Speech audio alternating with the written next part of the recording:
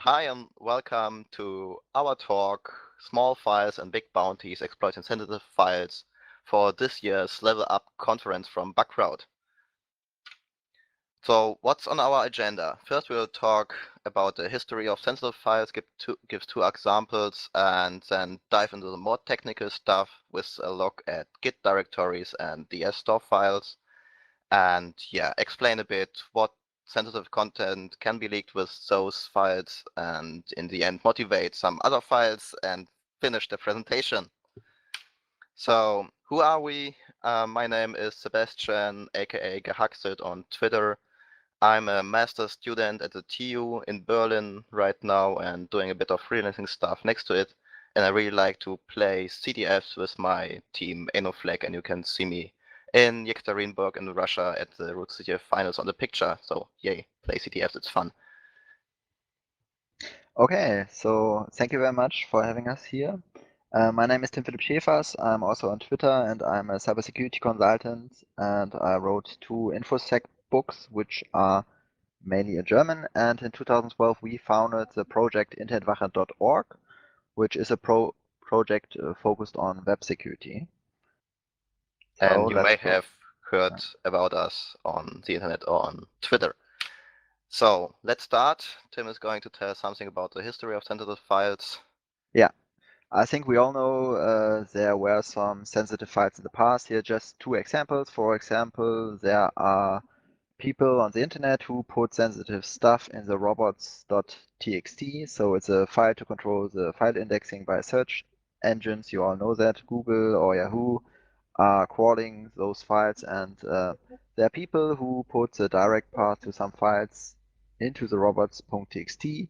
And there was an article, for example, in the register that hackers find some interesting stuff in those files. So the problem basically is that there's no blocked access to these files, and even the idea of robots.txt is more to, yeah, for example, put a directory which should not be listed in search engines, but it's a nice information source for security researchers as well. And the second example we are looking at is the WSFTP Professional. It's an FTP client which was released in 1993, and it was very popular at these times. And even today, you can find some files which are named wsftp.ini, and it's kind of a configuration file which contains encoded passwords, hosts, and directories. It's pretty interesting that you still find those files, for example, on older websites, and you are able to get the encoded password out of it. So that was linked on insecure.org, for example, by a German security researcher in the late 90s. So pretty interesting, and now we will go on with some kind of current examples about that. Yep, that's right. Some years ago, we looked into the Git directories, which you can find on web servers. So what is Git? You probably all heard about it. GitHub is an example that allows you to use Git repositories. So it's a version control system, which is developed by Linus Torvalds, and you can use it to manage source code. So yeah, for example, using git init, you create a repository. Using git add, you can stage files. For commit, using git commit, you commit them to the repository, and then you can distribute your commits using git push to a server, and other people can then pull those commits and the repository, and yes, you're free to collaborate on source code. So that's how the Linux kernel is developed, for example. So how does Git work? It uses a .git directory, which is located in the root of the source code directory or the project. And in the left-hand upper screenshot, you can see some directories. So there's branches, hooks, info, logs, objects, refs, and some, kind of important and interesting files, which are config, head, index, or description.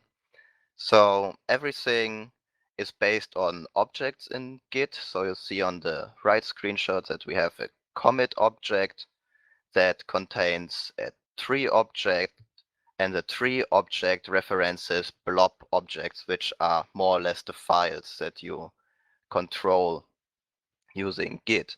So for example, the test.txt is a blob with version 1, and then when you commit another version of the file, you get another blob object with differences, and everything is managed using those object files.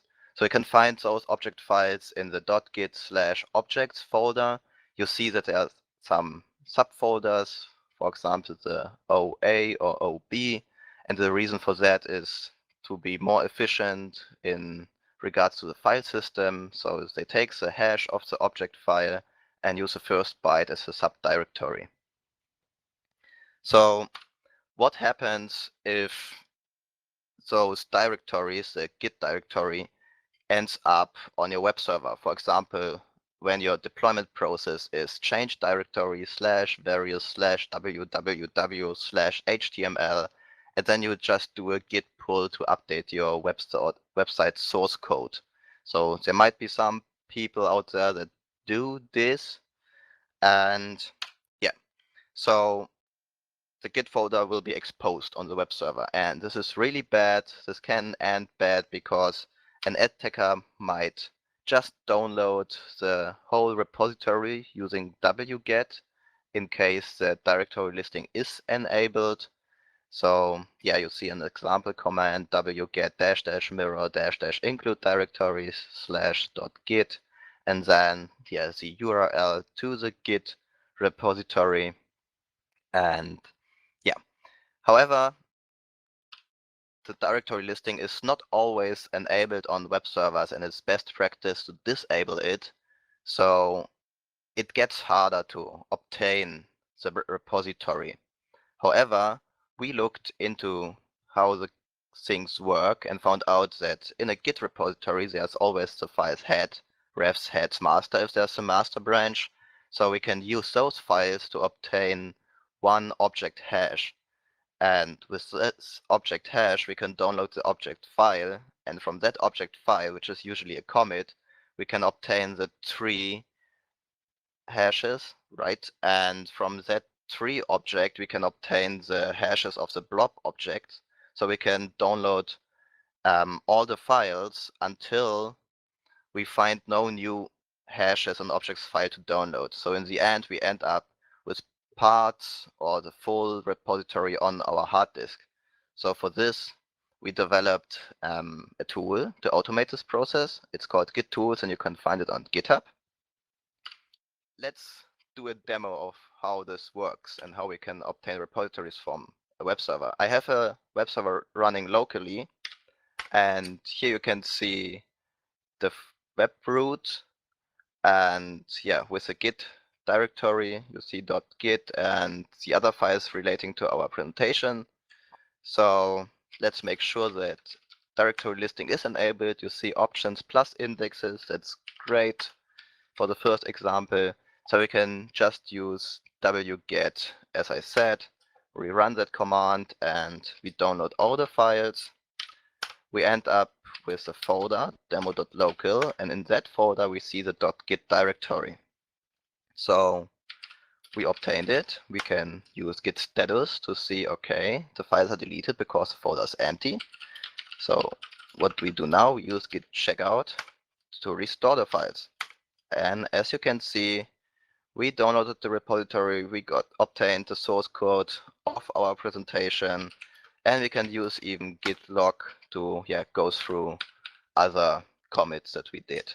So yeah, that's number one, the easy way. So let's do this again. After disabling directory listing, you see there's the files again, and now we use the git dumper that we wrote. It's a shell script that tries to download the files and recursively get the object hashes. So you see it tries to download, it finds some files, some other files it doesn't find, and in the end it downloaded everything. So let's change into the tampack2 directory, Again, we see the .git folder. We can do git status. We see the files. And now if we do the checkout again, you find all the files. Hooray! And the git log will also show what other commits are there. So as you can see, we obtained the full repository from a web server with and without directory listing enabled. So Okay, what so are the I will, consequences? yeah. So thank you very much for your demo, Sebastian. I will just outline some of the consequences which directory or Git directories in general will have. So first of all, there's a problem that the source code is leaked. So it's possible to find, for example, vulnerabilities within the source code you find, or even committed credentials. And yeah, of course, you always have to stick to the rules of a bug bounty program. So if you found Git directory, you should only look further if this is allowed by the rules of a bug bounty program. The second problem is that very often in the Git config there are HTTP basic authentication credentials, and this can lead to an instant access to the company's repositories, for example on GitLab or GitHub.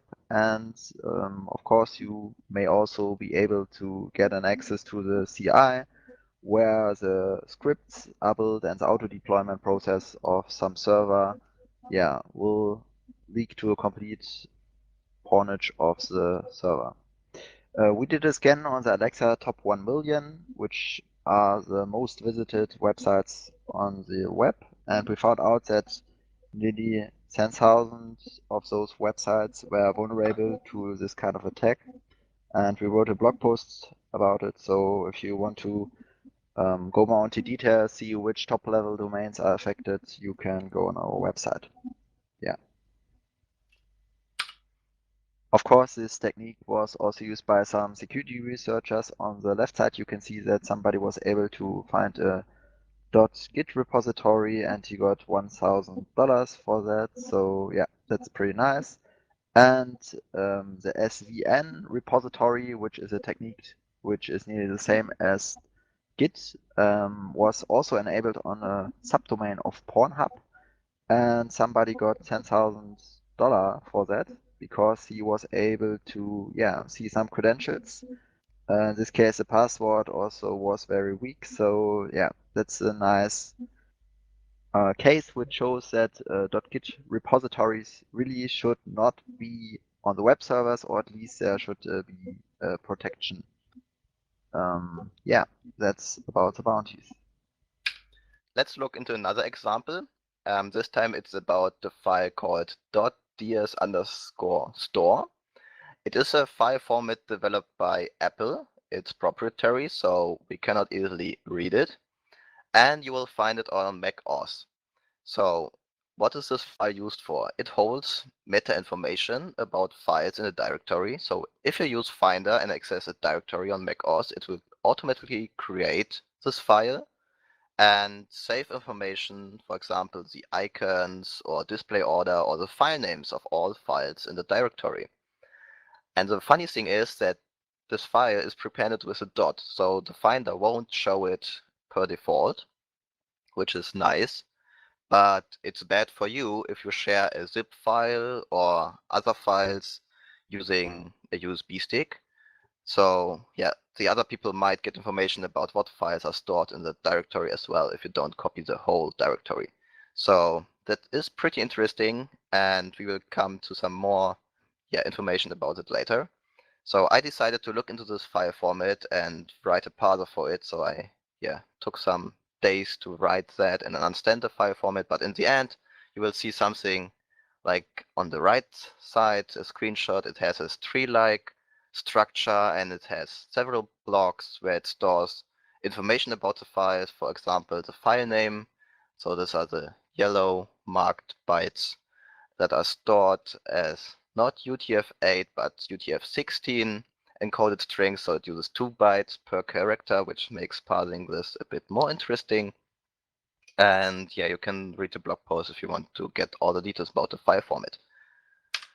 So what can go wrong if you use Mac for development and you then use SCP, rsync, FTP, or whatever file transfer protocol to transfer files from your local development environment to a server.